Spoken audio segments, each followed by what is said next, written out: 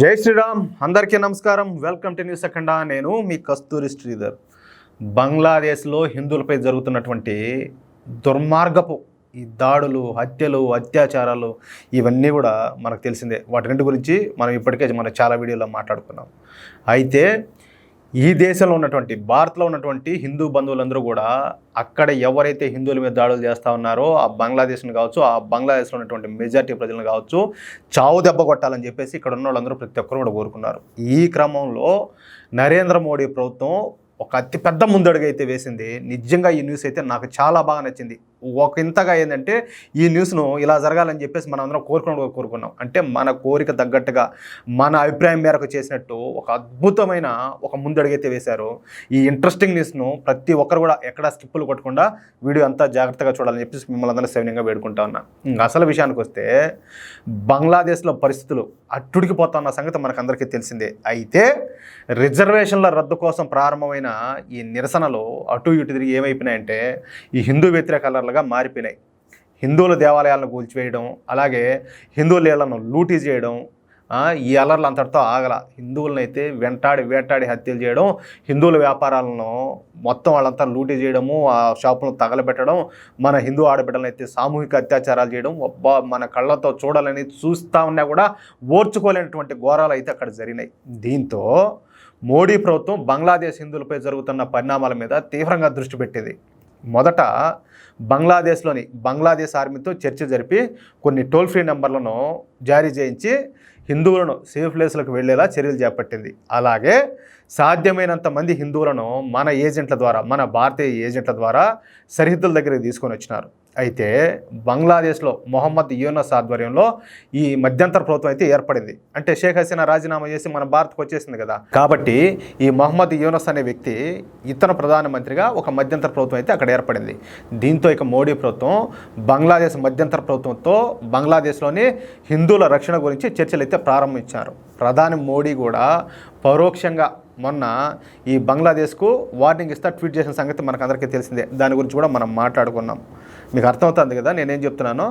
ఇక మోడీ ప్రభుత్వం ఏంటంటే బంగ్లాదేశ్ మధ్యంతర ప్రభుత్వంతో చర్చలు జరుపుతూ వచ్చింది ఈ అంశం మీద, ఈ దాడులపైన, వీటన్నిటి మీద.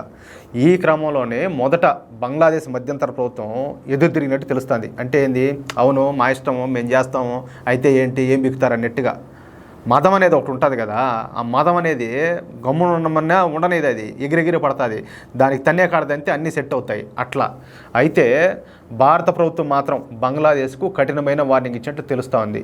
ఇంతకు ఆ వార్నింగ్ ఏంటి, ఇదే అసలైన విషయం, అసలైన పాయింట్ ఇదే. బంగ్లాదేశ్ మన భారతదేశం నుంచి పెద్ద ఎత్తున ఈ నిత్యావసర వస్తువులు, మందులు, ఆహార పదార్థాలను ఇవన్నీ కూడా బంగ్లాదేశ్ అయితే దిగుమతి చేసుకుంటుంది. అట్లాగే బంగ్లాదేశ్కు సంబంధించిన ఎగుమతులలో మెజార్టీ వంతు ఎగుమతులు భారతదేశానికే దిగుమతి అవుతూ ఉంటాయి. మీకు అర్థమవుతుంది కదా నేనేం చెప్తున్నానో. దీంతో బంగ్లాదేశ్ ప్రభుత్వం బంగ్లాదేశ్లోని హిందువుల రక్షణపై చర్యలు మీరు తీసుకోకుండా ఉంటే బంగ్లాదేశ్ నుంచి ఎగుమతులు దిగుమతులను నిలిపేస్తామని చెప్పేసి మోడీ ప్రభుత్వం ఈ బంగ్లాదేశ్ ప్రభుత్వానికి ఖరాఖండిగా చెప్పేసింది. అర్థమైందా?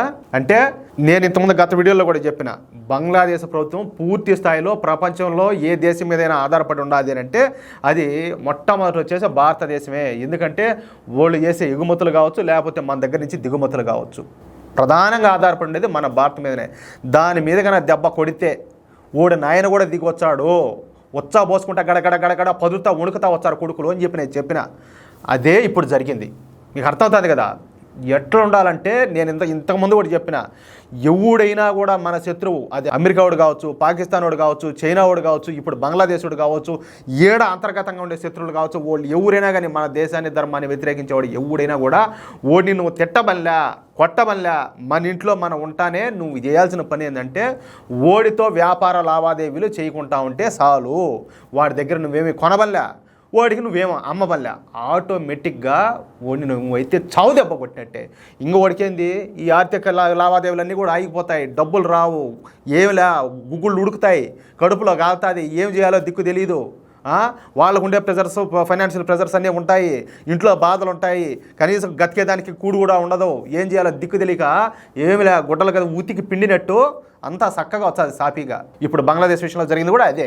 ఈ బంగ్లాదేశ్ మధ్యంతర ప్రభుత్వం దెబ్బకు దిగొచ్చింది. బంగ్లాదేశ్ ఇండియా ఒన్నాయన ఒకటి చేసిన కూడా దిగొచ్చారు అమర్ చేసే. తమ దేశంలోని హిందువులకు రక్షణ కల్పిస్తామని చెప్పేసి హామీ కూడా ఇచ్చింది. అంతేకాకుండా ఇకపై హిందువులపై దాడులు జరగకుండా భద్రత కల్పిస్తామని చెప్పి స్పష్టం చేసింది.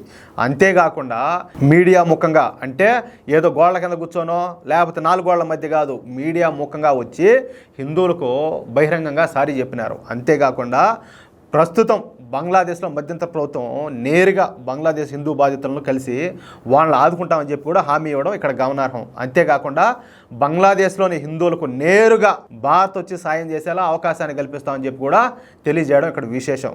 మొత్తం మీద అయితే మోడీ ప్రభుత్వ కృషి మూలంగా బంగ్లాదేశ్ హిందువులకు కొంతవరకు స్వాతంత్రం అయితే చేకూరిందని చెప్పేసి మనం చెప్పుకోవచ్చు. ఇప్పటికి కూడా మాట్లాడుతారు కొంతమంది, కనీసం పెళ్ళాలకు ఎదురుగా కూడా మాట్లాడలేరు. వీడు చేసే పని ఏంటంటే ఆడికి పోవడము, ఆమె గారు ఏది చెప్తే అది చేస్తూ ఉంటారు. పెళ్ళం తల్లో పేరు చూసుకునే దానికి చెప్తే దేనికి పనికిరాని పనికి మాలి ఎదవలు కూడా ఆ మోడీ ఏం చేస్తాడా, ఆ అమిత్ షా ఏం చేస్తాడా, ఆ ఓళ్ళు ఏం చేస్తాడా, ఓళ్ళు పనికిరారు వీళ్ళు పనికిరారు చెప్పాలంటే ఈడు దేనికి పనికిరాడు. కానీ ఈడు కూడా ఏంటంటే మాటలు చెప్తాడు, ఇంత పెద్ద మాటలు చెప్తాడు. అర్థమవుతుంది కదా నేనేం చెప్తాను. మోడీ ప్రభుత్వం ఏమి చేయాలో అది చేస్తుంది. మనం చేయాల్సిందల్లా ఏంటంటే వాళ్లకు సపోర్ట్ చేయడమే. ఇంకొక విషయం ఏంటంటే, ఒక బాధ్యత కలిగిన హిందువులుగా, బాధ్యత కలిగిన భారతీయ పౌరులుగా మన బాధ్యత మనం నిర్వర్తిస్తే అంతా కూడా మంచిగానే జరుగుతుంది. ప్రతి ఒక్కరు కూడా ఈ విషయంలో దేశం కోసం, ధర్మం కోసం అయితే కట్టుబడి ఉండాలని చెప్పేసి ఈ వీడియో ద్వారా మిమ్మల్ని అందరినీ కోరుకుంటా ఉన్నా. అట్లాగే మీ యొక్క అమూల్యమైన అభిప్రాయాలను దయచేసి ప్రతి ఒక్కరు కూడా కామెంట్ రూపంలో తెలియజేయండి. ఇంతవరకు ఎవరైనా కూడా మన ఛానల్ని సబ్స్క్రైబ్ చేసుకోకపోతే తప్పనిసరిగా ప్రతి ఒక్కరు కూడా మన ఛానల్ సబ్స్క్రైబ్ చేసుకోండి.